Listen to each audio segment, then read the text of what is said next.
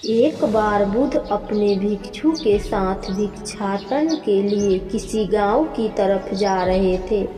तभी अचानक बुद्ध के पैरों में कांटा लग गया।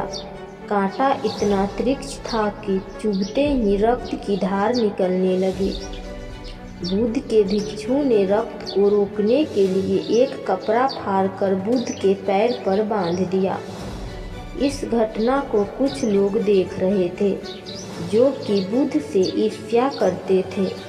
उन्होंने बुद्ध से कहा कि हमने तो तुम्हें परम ज्ञानी समझते थे, लेकिन दर्द को तुम भी सहन नहीं कर सकते।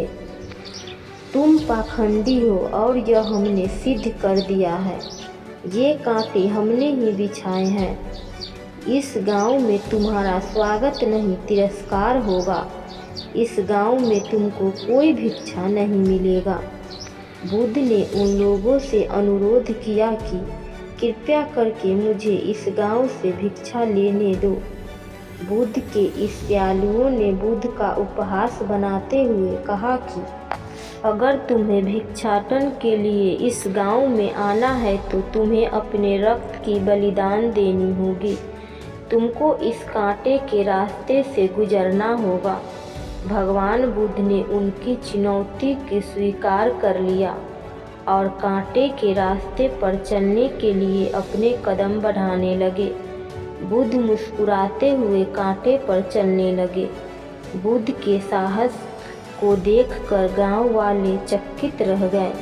कुछ लोगों की आंखें फटी की फटी रह गई। गांव वाले सोचने लगे कि बुद्ध भिक्षा के लिए दूसरे गांव भी जा सकते थे, तो फिर कांटे पर चलकर क्या साबित करना चाहते हैं। गांव वाले बुद्ध के संदेश को इतनी जल्दी नहीं समझ पाए। यहाँ पर बात भिक्षा की नहीं बल्कि जीवन को बदलने की थी। गांव वाले के भीड़ में एक सुमित नाम का युवक था, जो बुद्ध पर हो रहे अत्याचार को देखकर द्रवित हो गया। सुमित दौड़कर आया और बुद्ध के पैरों के सामने से कांटे को हटाने लगा। बुद्ध के ईर्ष्यालु सुमित को रोकने लगे और गांव से दाना पानी न देने की धमकी देने लगे। सुमित ने किसी की न सुनी और कांटे को हटाते हुए बोला, हे भगवान, आप मुट्ठी भर लोगों के कहने पर अपने आप को कष्ट मत दीजिए। आप गांव में प्रवेश कीजिए। बहुत सारे लोग आपको भिक्षा देने के लिए आतुर हैं। बुद्ध ने सुमित को अपने पास बुलाया और आशीर्वाद देने लगे। सुमित पीछे हट गया। हे भगवान, आप मुझे छूकर अपने आप को अपवित्र और दूषित न करें। महात्मा बुद्ध ने कहा, तुम अपने आप को दूषित क्यों कह रहे हो? स्पर्श से कोई दूषित नहीं होता है। मनुष्य तो लोभ, लालच, घृणा, ईर्ष्या से दूषित होता है। तुम्हारे अंदर तो प्रेम भरा है। तुम दूसरों का सुख चाहते हो। तुम तो पवित्र हो।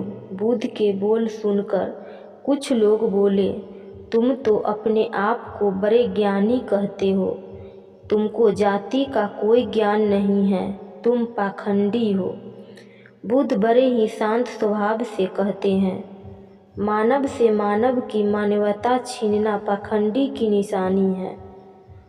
मुझे पाखंडी बोलकर यदि आपको संतोष मिलता है तो मेरे लिए दुख का कोई विषय नहीं है। कुछ लोग बुद्ध पर बरस पड़े, परंतु यह तो धर्मशास्त्र है, फिर यह पाखंड कैसे हुआ? बुद्ध कहते हैं, हमारी उत्पत्ति इस सृष्टि में हुई है। नदियों का पानी सभी के समान रूप से प्यास बुझाता है।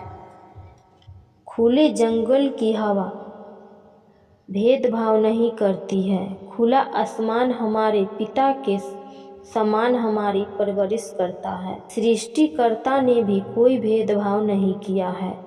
फिर हम इंसान कौन होते हैं भेदभाव करने वाले?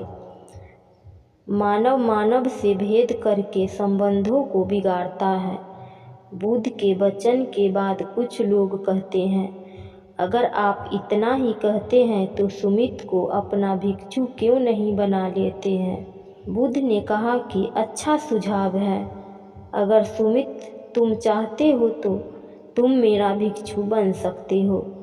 बुद्ध के आमंत्रण पर सुमित पहला नीचे जाति का बौद्ध भिक्षु बनता है। इस पूरे विवरण में केवल सुमित का जीवन बदल शेष सभी लोगों का जीवन रूपांतरित हुआ।